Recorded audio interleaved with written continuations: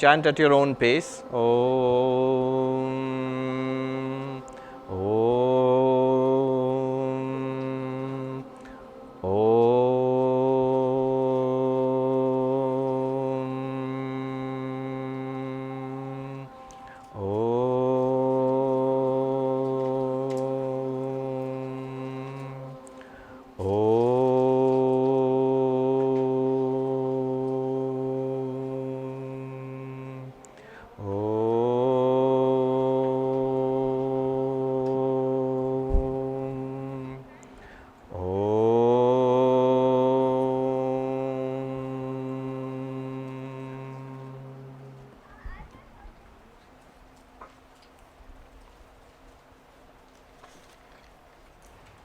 Verse number 10. I'll chant and please repeat after me. Gururuvacha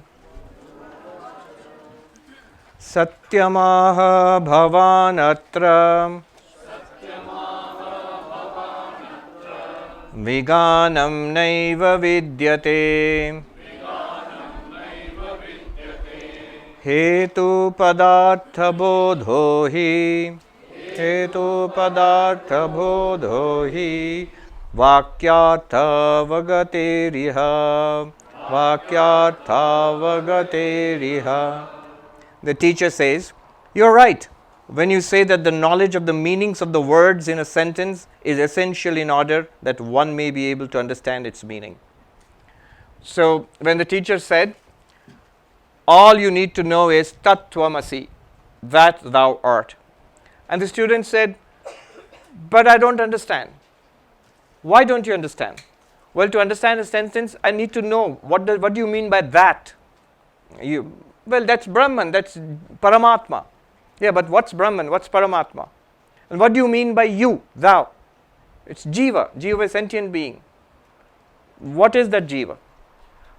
And if I don't know the meanings, how will I understand the meaning of the whole sentence if I don't know the meanings of the words? Meanings of the words means what do those words refer to? So from now on, and the teacher here acknowledges that you are right. One needs to know the meanings of the words in order to understand the sentence which contains these words. That's obvious. What Americans would call a no-brainer. It's obvious. Now the rest of this book is we are going to investigate the meanings of the words of Tat Tvamasi. Tvam means you in Sanskrit. But what does it mean you, I? What exactly is this I? And that, what exactly is that ultimate reality? Brahman, Saguna Brahman and ultimately Nirguna Brahman. So we will investigate that. The structure of the book is like this, I will tell you, and we will structure our retreat accordingly. From now on, up to about the 27th verse, from now on till about the 27th verse, we will investigate the meaning of the word Tvam, you. How do we investigate that? We will ask ourselves the question, who am I? What am I?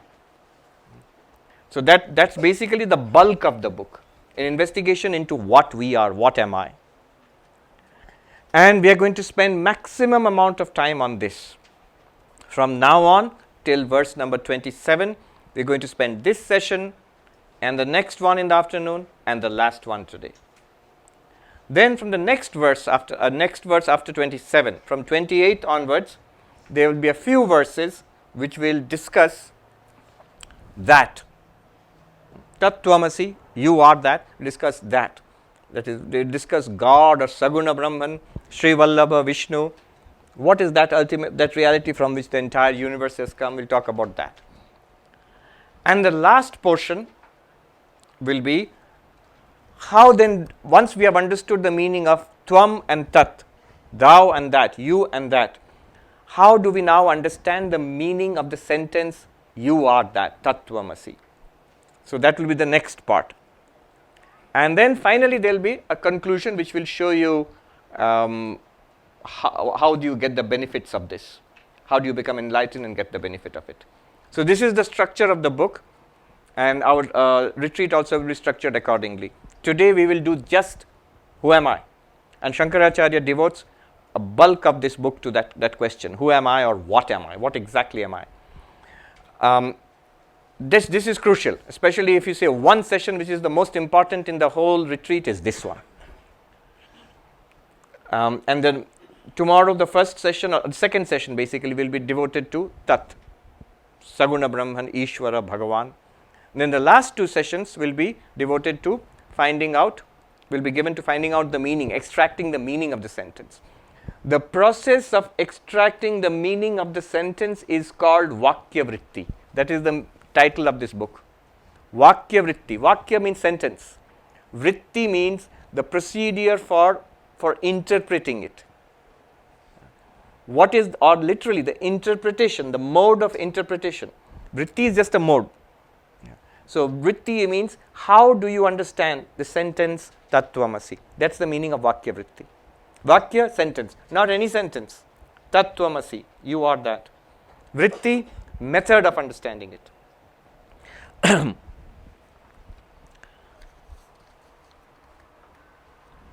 So, attend carefully to this one, if nothing else, at least this session.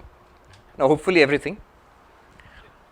And from the afternoon sessions onwards, we have a big Q&A session, I think today, at the end today. Yes, both days. So in the afternoon, both sessions, I will permit a little bit of Q&A, so that it's important to have a little bit of interaction. When I started teaching monks, the novice monks in our main monastery, we call them brahmacharis. So if you see the brahmacharis, they'll be dressed in white, and they'll have the shikha, that's a tuft of hair. So I was a teacher there, and I was the youngest, so I used to be called a baby acharya. That acharya means the master.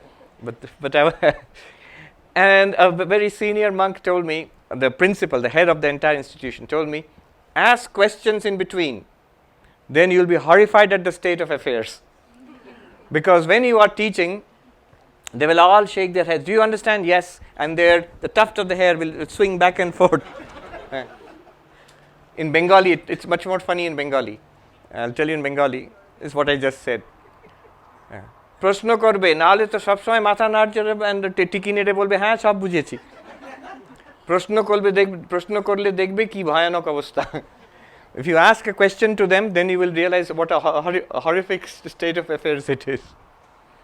So you have to ask me questions. If you don't, I'm threatening that I'll ask questions. So you have to ask questions, but not this one. The two sessions in the afternoon. All right, let's plunge right in. What are we going to do now? Tattvamasi, you are that. You are that absolute reality. That's what Vedanta wants to tell us. First of all, Vedanta says to understand that, you must understand the words, you and that. When the teacher says, you are that, the student is supposed to understand, I am that. Not Tattvamasi again. Then it will go back and forth in the teacher. The teacher says, you are that. Yeah, I got it. What did you get? You are that. No, you are. Everybody is. But I must understand, I am that reality. And that will solve all my problems. Big claim. In Vedanta, one solution to all problems. One answer to all questions. I want you to see how that could be true. When we go through all this, you'll begin to see how that could be. If you don't get how that could be true, you have to ask. People often ask questions like, Swami, tell me some practical methods. What is how do I apply it to control my temper? I'm very angry, or I'm very restless, or I'm very unhappy. Give me some practical methods. Vedanta does not work piecemeal like that. If you want practical methods to control anger or something, then I'll give you a little bit of a mindfulness exercise. Sit quietly, breathe in, breathe out. But Vedanta goes to the root of the problem and solves everything at one stroke. How that works, if you see it, great. If you don't see it, you should ask. Verse 11. The teacher now starts teaching. What is he going to teach? Who are you? Who am I? That's the inquiry now. Why are we learning that? That's the meaning of the word tvam, you. Why are we learning that? Because that word comes in the sentence Tattvamasi. We need to know the meaning of tvam, you. Why are we learning the sentence Tattvamasi? Because that's the essence of Vedanta. That's what Vedanta is. You learn that sentence, you have done it. You understand the meaning of that. Verse 11. Antakaranavritti. Wait. Antakarana tad vritti. Antakarana tad vritti. Sakshi Chaitanya Vigraha. Sakshi Chaitanya Vigraha. Anandarupa Satyasan. Anandarupa Satyasan. Kimnatmanam Pratipad. Kimnatmanam Prapadyase. Kimnatmanam Prapadyase. So let's do it once more. Antakarana tad vritti. Karana tad vritti. Sakshi Chaitanya Vigraha. Anandarupa Satyasan. Anandarupa Satyasan. Kimnatmanam Prapadyase. Why do you not know yourself, who are an embodiment of existence, knowledge, bliss, the witness of the internal organ and its modifications? All right. Who am I? And the answer is, you are the witness of the modifications of the mind. Let's take this carefully. Antakarana vritti. What is antakarana? Broad English term would be mind. It means all our thoughts, all our emotions, all our perceptions, all our memories, and the ego which says I. Basically, whatever is going on inside, not physically inside the mind. Physically inside, what's going on in the body, you can know that through scans and tests and all.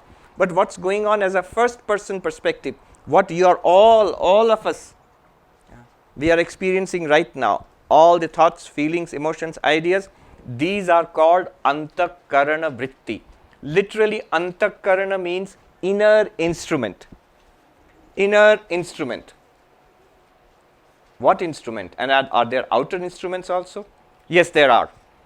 Our sense organs, eyes, ears, nose, the skin, the tongue, sense of the 5 sense organs, they are called external instruments. Why external instruments?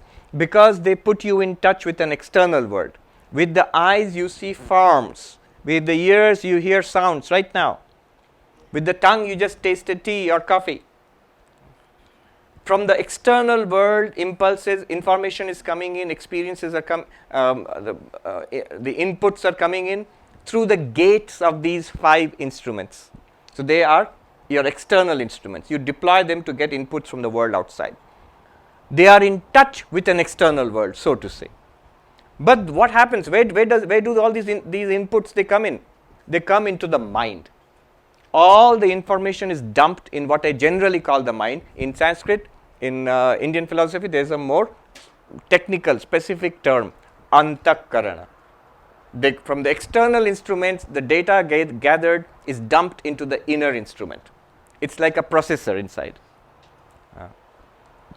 And this inner instrument, it's called inner because it's not directly in contact with the external world.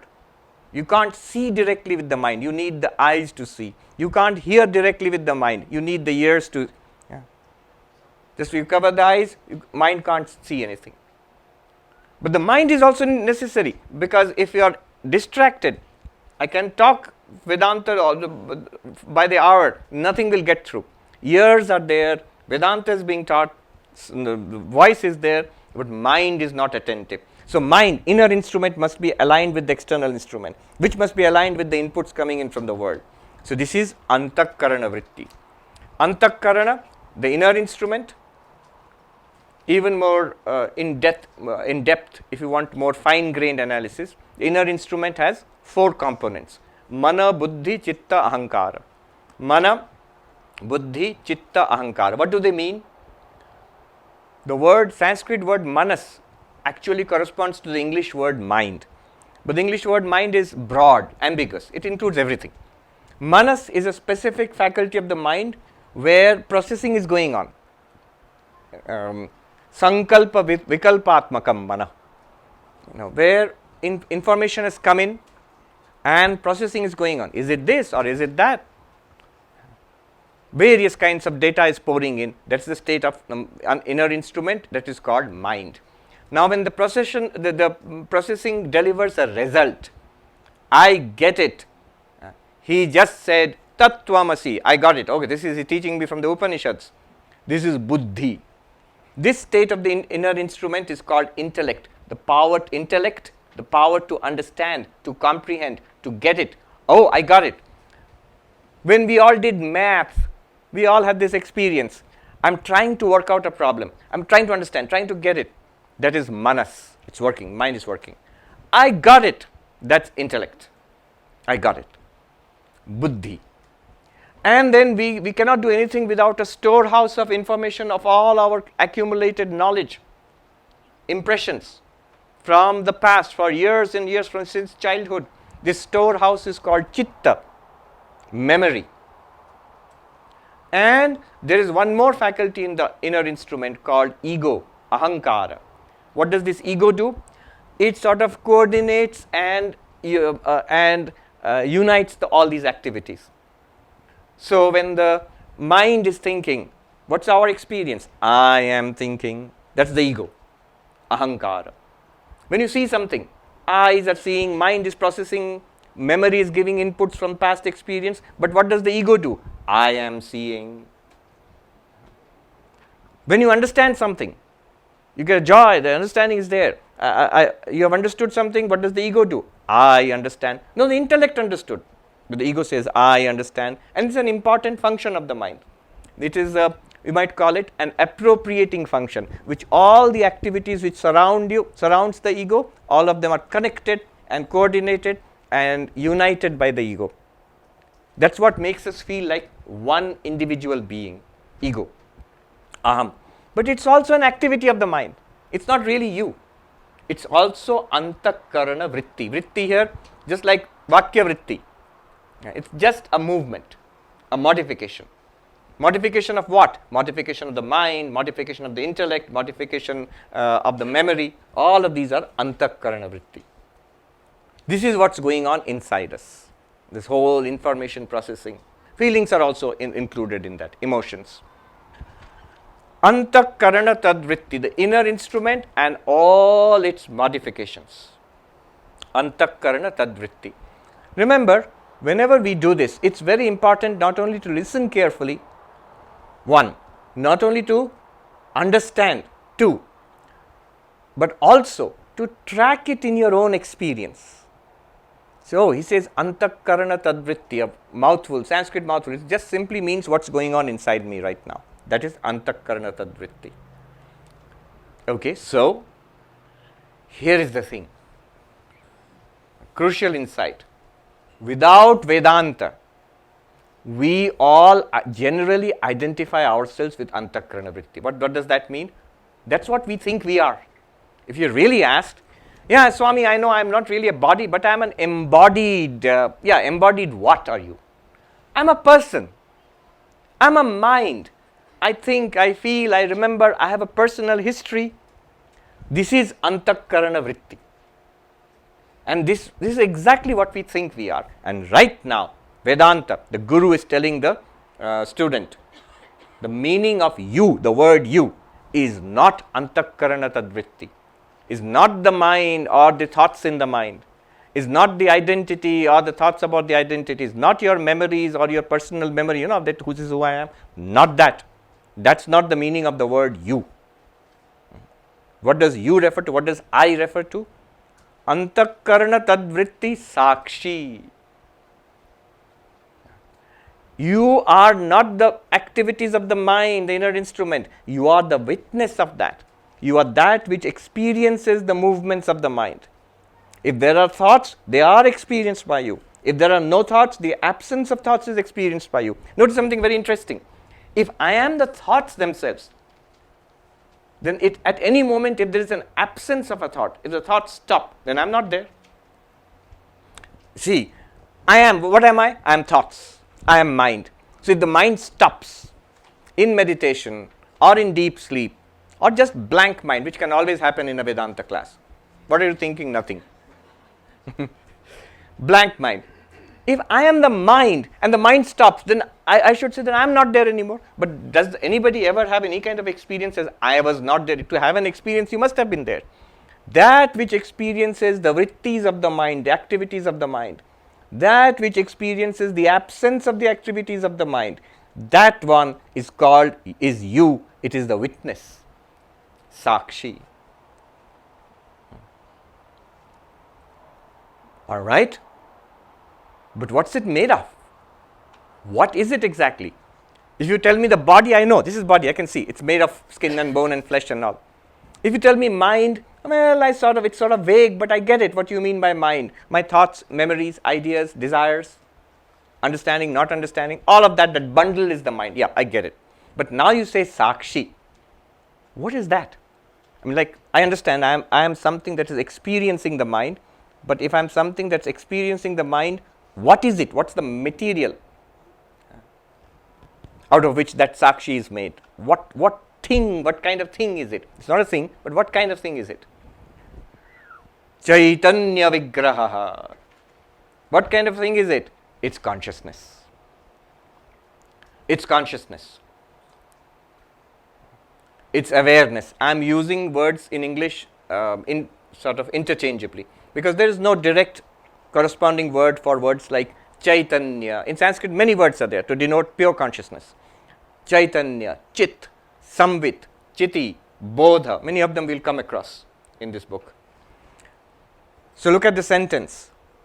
What we all, without thinking, we identify ourselves as this person. I am this person, Sarvapriyananda, bundle of thoughts, ideas, likes, dislikes, memories, desires, and ego altogether. This ever-changing, fluctuating, vague bundle inside this body. This is who I am. He says, no, you are the witness of that. Witness, what's that? That's awareness. Let's explore this a little more.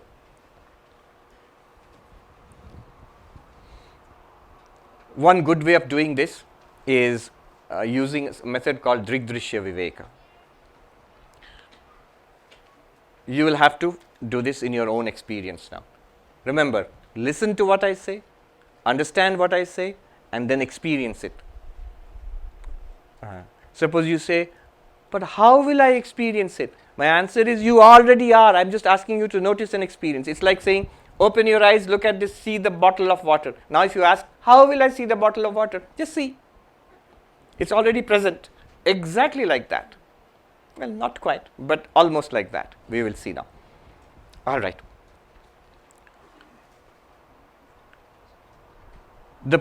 The principle to be followed here is, the seer and the seen are two different entities. That's all. Drashta and Drishya in Sanskrit. Drishya, seen. Drashta, seer. The seer and the seen are two different entities. And this is commonly understood in common sense also, in philosophy also, in grammar also. In common sense, we know the food cannot eat itself. The knife cannot cut itself. The seer and the seen must be two different entities. If you're seeing something, it must be different from you.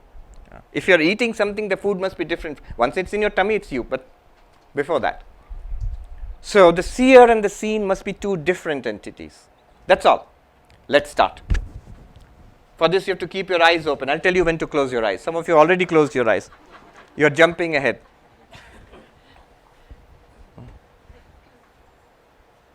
All right. I'm going to show you something. Look at this piece of cloth. All of you, actually look.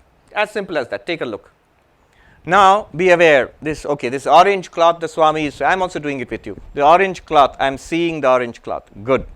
Now, your attention is on the cloth. It's an orange cloth.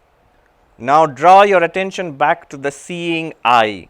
It's a seen object, orange cloth. Seen by the eyes, your own eyes.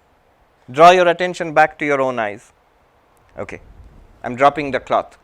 The cloth is different from your eyes. Granted? That's really simple. I mean, a no-brainer doesn't get easier than that. The eyes are different from the cloth. Okay. Eyes are the seer, the cloth is the seen. The seer and the seen are different. And I note that the same eyes can see so many different things. But everything that the eyes sees are different from the eyes. And not only that, the eyes remaining the same, what they are seeing keeps changing. You just turn your head a little bit, you will see what you are seeing keeps changing, but the eyes are the same. So the seer and the seen are different. The seer is the same, the seen are many. The seer remaining the same, the seen keep changing. Now, sitting straight, relaxed, notice the eyes. How do you notice the eyes? You can blink it if you like. You noticed. Bring your attention to the eyes. Eyes are closed, eyes are open, eyes are blinking. I could see well earlier, now I need glasses. So the mind is now become the seer and the eyes are the seen. Remember, listen, understand and experience. What did he say? The mind is the seer, the eyes are the seen. What does it mean? I am noticing that the eyes are open. I am noticing that the eyes are closed. And anything else you would care to notice about the eyes. What is noticing? The mind. What we just called antakarana. My eyes are open. It's a thought in the mind. Close your eyes and think. My eyes are closed. It's a thought in the mind. These are called antakarana vritti. Notice, the mind is different from the eyes.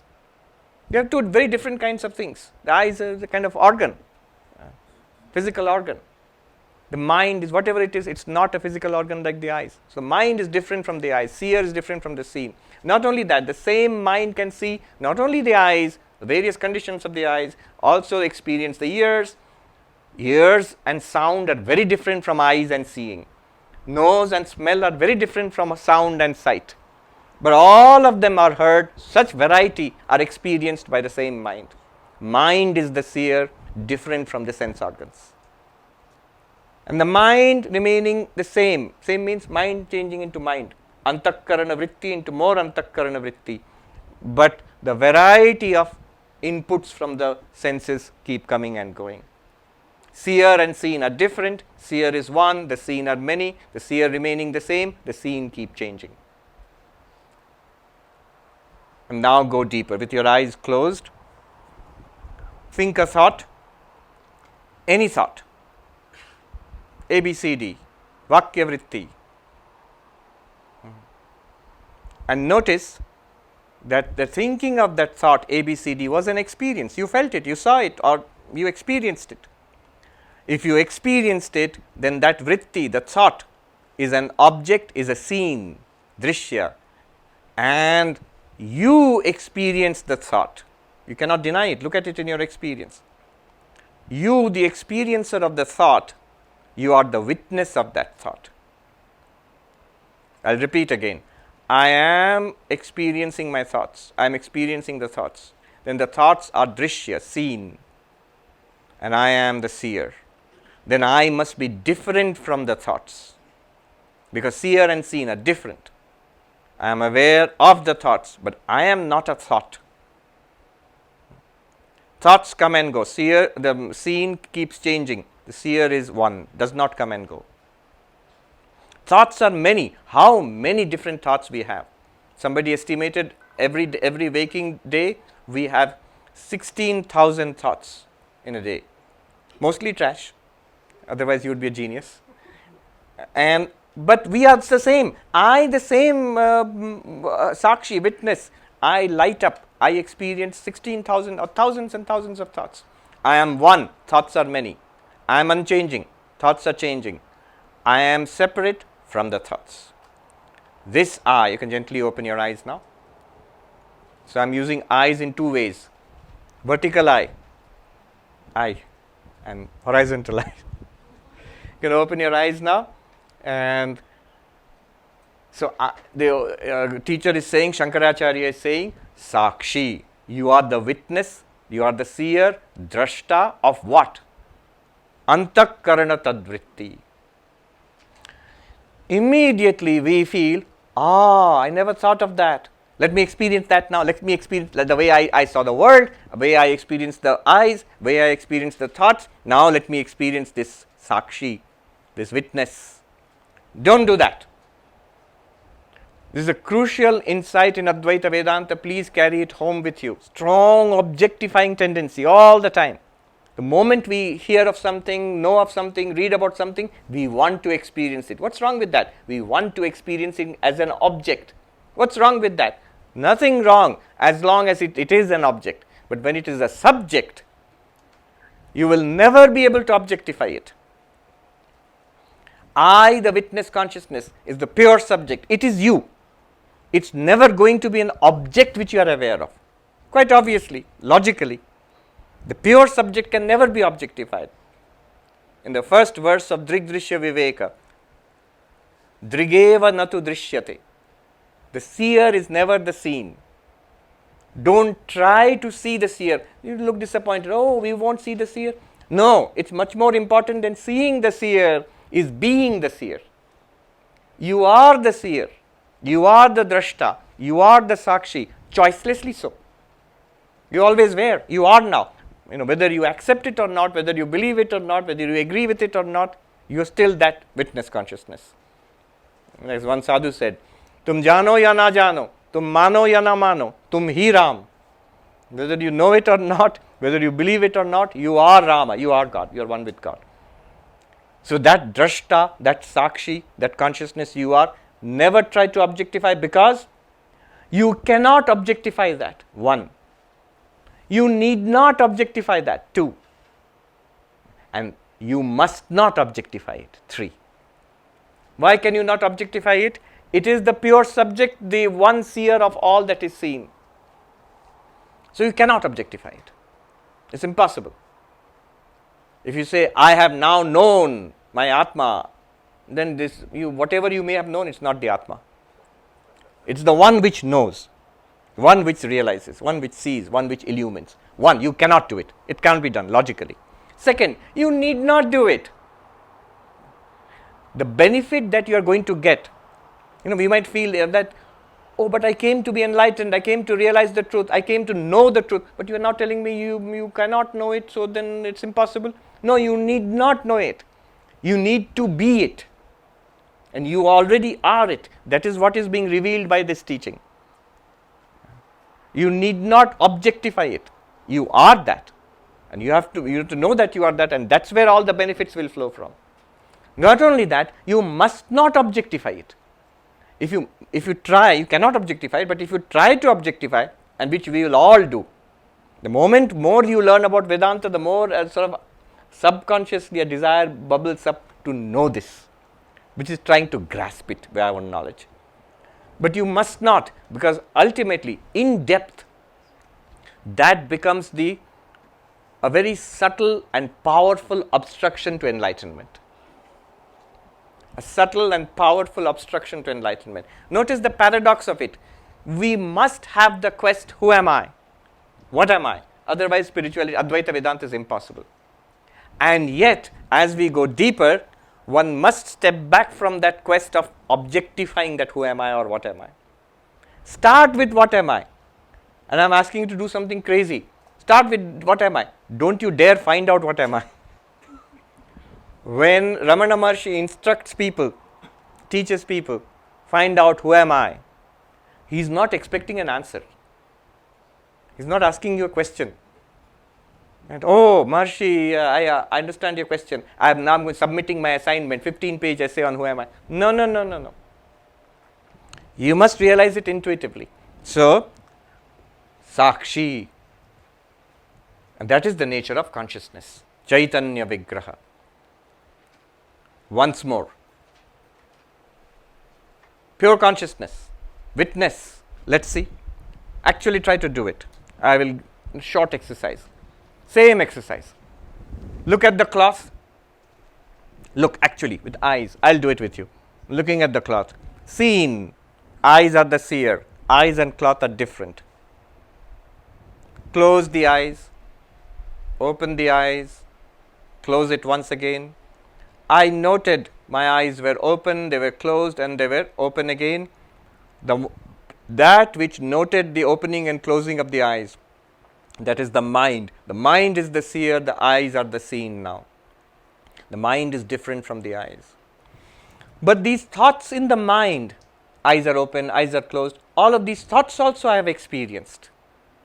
That means the thoughts of the mind are also the seen, the experienced, the object, and I am the seer of the thoughts. I am the experiencer of the thoughts. I am the subject of the objective thoughts. This experiencer, seer, subject is called Sakshi. Try to track it in actual experience. All you will notice is that the mind will become very quiet.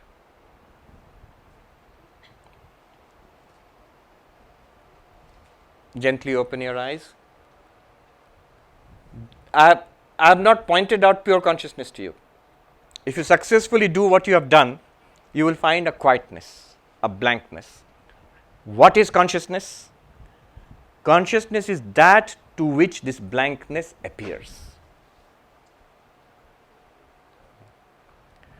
Deep, peaceful, absolutely still mind. Next, drop that also. That which is going on, that which is there, that is being illumined by consciousness. That consciousness you are. Chaitanya Vigraha.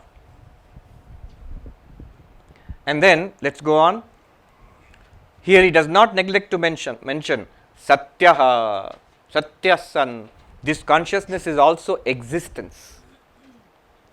I am and I shine. I shine is consciousness. You might say, what do you mean I shine? Are you radioactive, radium or something like that? You shine in the dark? No. This world, look around you. It's lit up by sunlight. The sun is shining. You might feel like, I wish it would shine a little less. The sun is shining. But notice, even the shining sun, the sunlight there, that depends on your eyes being open. If my eyes are closed, then the sunlight also, no matter how much it shines, it's dark for me. So the sun is the light of the world. My eyes are the light of sunlight. Can I use that language? And if I'm not paying attention to any of this, I'll realize very soon, my mind is the light of the eyes. And the thoughts, feelings, emotions in the mind are continuously revealed to me because I, the consciousness, am the light of the mind. You are the light of lights. Jyotira Jyoti. Jyotira Jyoti, light of lights, it's not poetry. It is poetic, but it's also meant to be just a description of fact about what you are right now. You are the light of lights. You shining, the mind shines. You shining on the shining mind reveals the senses. Then the senses shine with borrowed consciousness. With these lit up senses, now the world shines for you. Light, physical light is revealed. Forms are revealed, sounds are revealed, taste, touch, everything is revealed. But behind it all, one light, and that's you. That light is also existence, Sat. I'm not going into the logical arguments behind it. We don't have time for that, but that's also, he makes it very clear that we are talking about consciousness and existence together. And this consciousness existence is Ananda Rupa. It is bliss itself. It is bliss itself. How is it Ananda? It will come later on today. Towards the end of, I think, today's analysis, it will come. Ananda Rupa, Satyasan. So this consciousness, which is existence, which is Ananda, I am that. Atmanam, kim Atmanam na prapadyase. Do you not know the Atman? This is the Atma. We say the Atma, oh, I see Atma is some spiritual stuff Vedanta talks about, great, but what about me? It's you. So this verse is crucially important. It makes the transition from I, this bundle of body mind, to I, the consciousness. No, we don't deny that we are conscious. Normally, we never deny we are conscious. If you ask a person, consciousness, yeah, I am conscious. But normally, most of us, we think of ourselves as bodies with consciousness. Bodies with minds and consciousness. Or even a mind with consciousness. But we are now being asked to think of ourselves as consciousness experiencing mind and body. And through the mind and body, experiencing a world. Let me repeat that. This is the big jump which we are being asked to take. instead of thinking of yourself as this fellow with something going on inside, this is what I think about myself. No. You are awareness. In awareness, you are aware of the thoughts and feelings in the mind. And through the thoughts and feelings in the mind, you are aware of the body with the senses. And through that, you are aware of the world. But you are basically awareness. You are basically consciousness. You are light itself, luminosity itself. Not that luminosity, you are the luminosity of that luminosity. Does that make sense, language like this? You are the light of lights? No. This is why the Q&A sessions are there. I'll ask you questions in the second session. I'm going to ask you, how are you the light of lights? Next verse, equally important. We'll do that and stop for this session. It's a unit. The basic teaching has been given here. Verse number 12.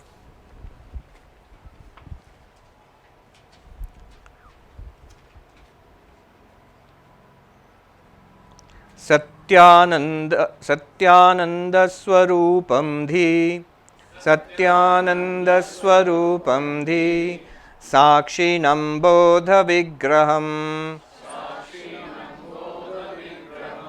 Chintayatma Taya Nityam Chintayatma Taya Nityam Tyaktva Dehadigam Dhiyam Tyaktva Dehadigam Dhiyam. Give up the misconception identifying the self with the body, etc., and always know yourself to be existence, knowledge, bliss, the witness of the intellect. All right. He is backing up what he just taught us. He says, Satyananda Swarupam. You are of the nature of Satya, existence.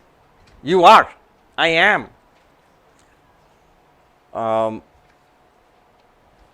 Ananda. You are the nature of bliss, fulfillment. So, Anandaham. I am bliss, I am ever fulfilled. Now, our question might be, so is that some kind of a positive affirmation? It's a positive thought. I keep repeating, I am Brahman, I am Atman. No. It's not positive affirmation. You can do that, but there's no harm in that. But this is not what is being taught. You are expected to notice it. So, oh really? I am this reality, I am bliss. But where? How? How do I notice it? He says, Dhi Sakshinam. He's locating you. He's pointing out where you have to look. Dhi means intellect. Dhi means the mind, especially the intellect. All the thoughts which go through, the understanding which goes through the intellect. Right now, we are struggling to understand this, or we are understanding this. That's the intellect. And you are experiencing the intellect working. That one, right now in each of us, which is experiencing the mind working and trying to understand, intellect working and trying to understand, is called Dhi Sakshi. Dhi means intellect, Sakshi, witness. You are the light which is revealing the activities of the intellect. Some input is coming from Swami and your intellect is kicked into high gear, into action, trying to understand and process this. But this is an experience which you are having. How are you having this experience? Unless you are awareness, unless you are consciousness. You are Dhi Sakshi. When are you the Sakshi, witness of the intellect? All the time. If at one time the intellect stops, somebody said, when did it start anyway? I don't even think. I stopped using the intellect back in school. Now, whether you use the intellect or not, the active intellect is revealed by you, the consciousness. The inactive intellect is revealed by you, the consciousness. The intellect which gets it, I understand what you're talking about, is revealed by you, the consciousness. The intellect which doesn't get it, what nonsense is he speaking about? I don't get anything of what he is saying. That is being revealed by you, the consciousness. This is called Dhi Sakshi.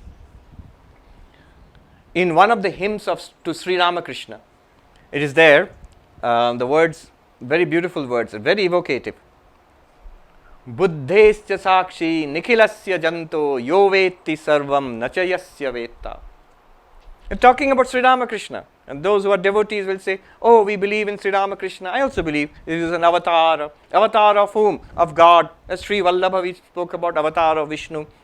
Oh, we are chanting to him. But what are you chanting? Have you noticed carefully what you are chanting? What is this Sri Ramakrishna? Buddhescha Sakshi, the witness of the Buddhi. What Buddhi? This intellect which is going on right now in my mind. And the witness of this, the one consciousness which is experiencing this intellect right now. Oh, that's me.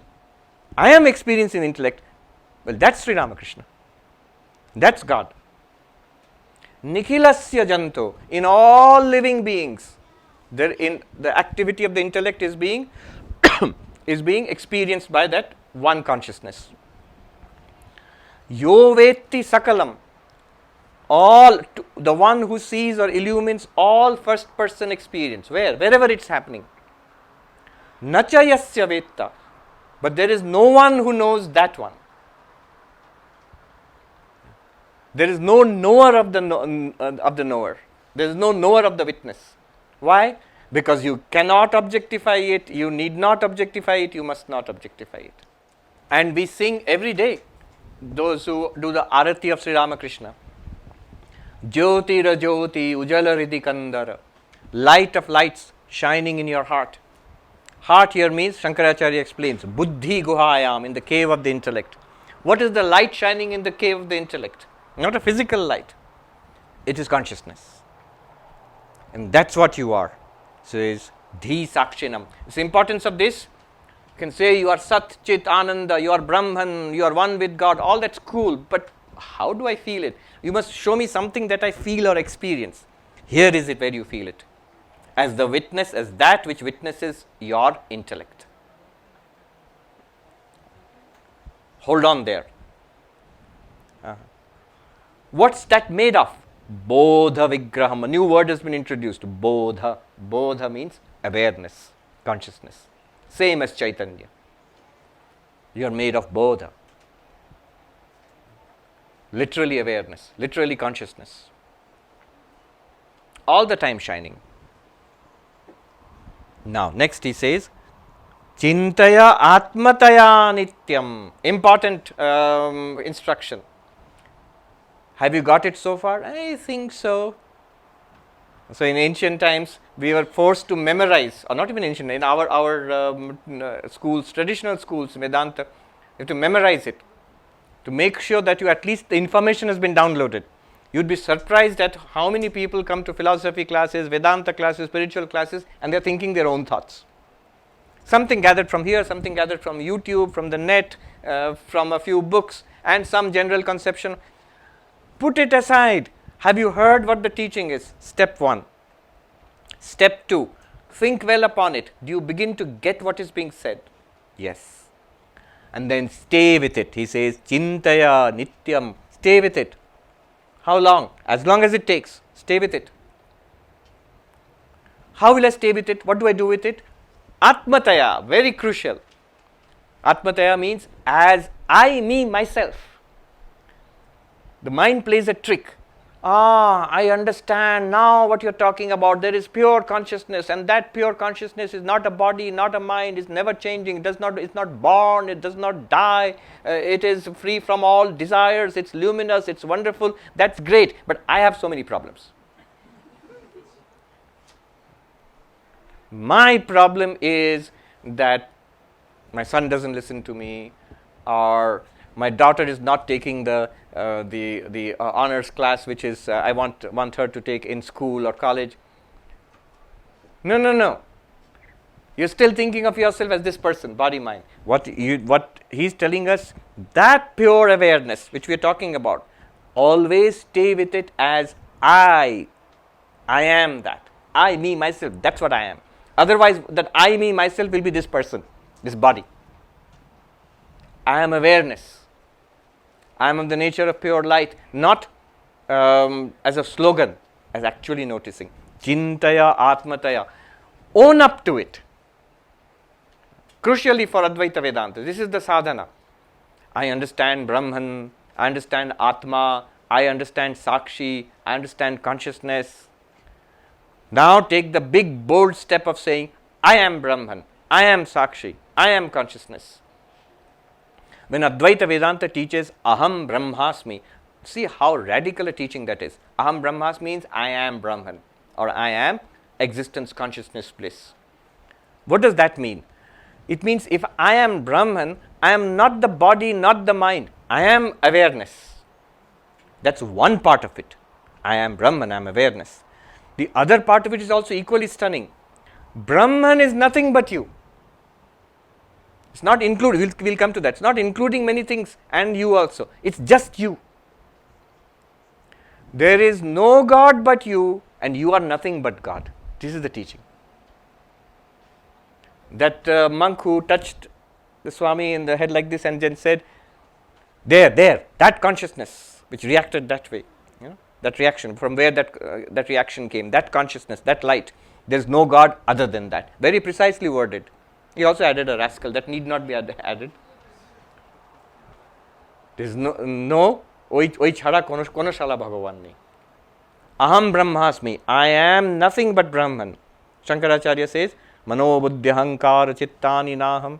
I am not mind, I am not ego, not memory, not the intellect. That is the antakarana we read about. I am not that. Then only he says, Chidananda Rupa Shivoham. So what am I? I am not the body mind of Sankaracharya you think I am. I am of the nature of Shiva, consciousness bliss. What is Shiva? Nothing other than I. Other than I, the pure consciousness, there is no Shiva sitting up there in Kailash, there is no Kailasha, there is no mountain, no Shiva. This, just that one pure consciousness everywhere.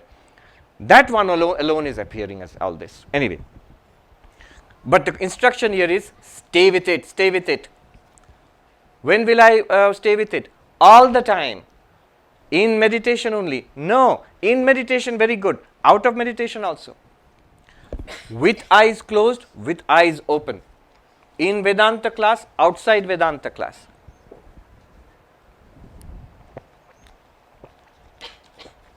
He adds, Tyaktva dehadigam dhiyam. Deliberately, consciously pushing out this identity with body mind. Dehadi, body, etc. This body and the thoughts, feelings, emotions, memories, personality here, deliberately seeing that I am not these. These are appearances. Why am I not this? We did this, Drigdrishya Viveka. I, the awareness, I, the seer, cannot be the seen. The body is clearly the seen. The mind is clearly the seen. Seen means drishya. Therefore, I cannot be it. Like this, deliberately pushing out the identity with the body mind and affirming the identity with consciousness. Stay with it. This can be practiced and should be practiced moment to moment. Life, don't worry. You say, well, where is the opportunity? I hardly get time, with a lot of difficulty. You don't know, Swami, I came to this retreat. And meditation, good conditions are difficult to come by. So how will I stay with it? In day-to-day activity, the best arena for staying with it is out there. When you talk with people, when you eat a meal, when you drive on the freeway, when there is sickness, when there is anxiety, worry, fear, desire, hatred, negativity, or happiness, peace, whatever is going on, all of those are occasions for staying with I am the awareness in which all of this is appearing and disappearing. It's not me. This awareness is I, not that one. That's a thing. Like this bottle is a thing, this body is also a thing. This thought is also a thing. This desire, this anger is also a thing. That's not me. I am the awareness to which these are things. When can you practice this? All the time. Now you begin to see, in Vedanta we say life itself is meant for spiritual enlightenment, for realization. And we think, no, there are so few opportunities for enlightenment and practice. No, every moment God has made the perfect school for practice, day and night school, 24-hour school for staying with this. This practice, it can be done with eyes open and eyes closed. It can be done in the office, in the freeway, at home, when you're sitting quietly, when you're relaxing, when you are happy, when you are unhappy, when you are spiritual, especially when you are not spiritual. You can still practice it. Tyaktva dehadigam dhyam. Deliberately, consciously step back. One sadhu, I liked it very much, he used to say in Hindi, ये साधन जो है ना महात्मा जी थोड़ा पीछे हटके होती है. This spiritual practice, Mahatma ji, it takes a little bit of stepping back. Stepping back means what? If you step back too much, I'll fall off the stage. Not like that. Stepping back from body mind. This is what he is saying. Tyaktva dehadigam dhyam. Stepping back from identification with body mind. And how do you step back? Drigdrishya viveka, the discernment of the seer and the seen. He's already given us the instruments. Yesterday when we were driving back from Jasper, my hosts were driving me back, and a Bengali song to Kali was playing in the sound system there in the car. I think Kamalakanta song or Ramprasad song. And the line struck, I never heard that one earlier. The line struck me so significant, exactly what he's saying here. So the poet, the saint is addressing his own mind. We are supposed to do that, address our own mind. I'll tell you the Bengali and then translate. He's telling his own mind.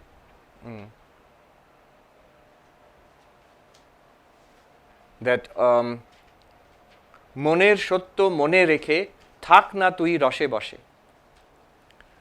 You translate that, the mind's truth, keep in mind and stay in bliss. Oh my mind, why are you so worried, anxious, harried in this life? Driven, unhappy, miserable, whipped and tortured in this life.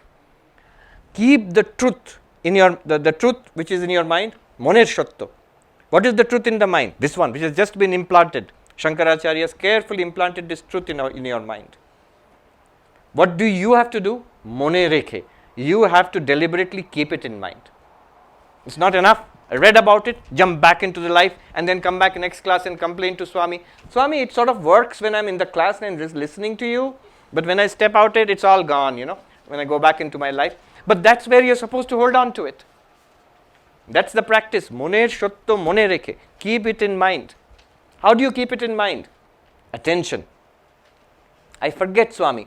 The moment you notice you have forgotten, just bring it back again. Don't waste time. It will never work. It's only for yogis. My mind is not up to. Don't waste time in that.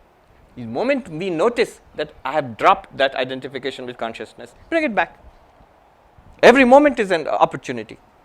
Every moment isn't the structure just like that? See the object. Eyes are seeing the object. Blink the eyes. The eyes are an object. Mind is the seer. The thoughts in the mind are the object. I am the consciousness which is the witness of the thought. And I am that consciousness. Done. It will take you 1 second if you're fast. If you're not fast, 3 seconds. Done. And that's the truth, the highest truth. Stay there. Moner shotto mone rekhe thak na tui roshe boshe in Bengali. Stay in bliss. You will see, you will get bliss then. You will begin to experience release, freedom. Attention. I saw in an ashram in our Vedanta Society in Dallas, there was a rock on my, like a paperweight, big rock on my desk. It said, inscribed in it was, listen to this, you will never hear more wise words. The main thing is to keep the main thing the main thing. The main thing is to keep the main thing the main thing. It combines Vedanta and Yoga. Yoga is the science of attention. Vedanta is the science of self-knowledge. Combine the two. Very ancient saying. Na Sankhya samam jnanam asti, na yoga samam balam asti. Yoga samam balam nasti, Sankhya samam jnanam nasti. There is no knowledge like this knowledge of self and not self, Sankhya. And there is no power like yoga. In life we need both, this knowledge and this power, to make our lives blessed and lives of others blessed. The stories of Swami, two very cute little stories. Profound, but very simple. Swami Jagadananda, who wrote this. So he was a disciple of Ma Sharada, long before my time. But I have met monks who have met him. So two stories. One is a little longish, that involves me also. So there was a very senior monk in our order who passed at the age of well over 100. Swami Nirmuktanandaji. We used to call him Upen Maharaj. He was a disciple of Swami Shivananda. And if you know, Shivanandaji was a disciple of Sri Ramakrishna. So this Nirmuktanandaji, Upen Maharaj, I have seen him for years and years. Tiny little man. And towards the end, he used to be pushed around in a wheelchair. At that time, he was around 100 years old. Now, and I loved him. And he was very gracious. I like to think he loved me, but I could see that he loved everybody. And he was a very holy man himself. I still remember a monk, a very wise monk, told me once, looking at Nirmuktananda being wheeled along in that wheelchair in a distance. We were standing in the monastery, and this monk was telling me, you see that Swami? If I can roll in the dust on which he has walked, I would consider myself blessed. He's so holy, this person. So Nirmuktanandaji. The moment I say, I can see his ever smiling face, and he would ask me. He would call me the Pandit. He would say, "Ki Pandit, ki Porcho. What are you reading these days?" Now I heard, in fact I saw this. He went to Swami Ranganathananda and asked him. Swami Ranganathananda was the president, 13th president of our order, and asked him, Swami, what will happen to me? Which means at the end of this life. And Swami Ranganathananda immediately told him, this is your last life.